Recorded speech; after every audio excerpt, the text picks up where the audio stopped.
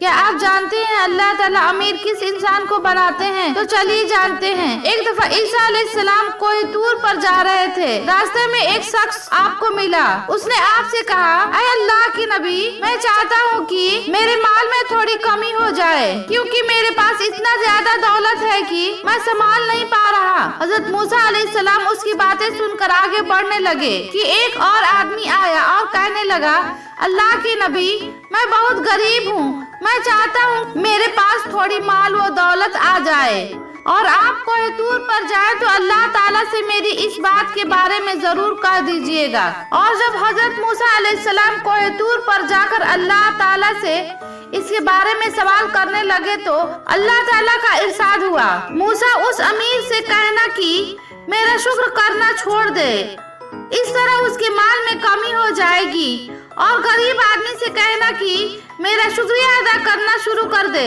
اس طرح اس کی دولت میں اضافہ ہو جائے گا۔ حضرت موسیٰ علیہ السلام نے اس امیر آدمی سے فرمایا، تم اللہ کا شکر ادا کرنا چھوڑ دو۔ تو وہ کہنے لگا، میں اللہ کا شکر کیسے چھوڑ دوں جس نے مجھے اتنا عطا کیا؟ اس کے بعد حضرت موسیٰ علیہ السلام نے اس غریب آدمی سے کہا، تم اللہ کا شکر ادا کرنا شروع کر دو۔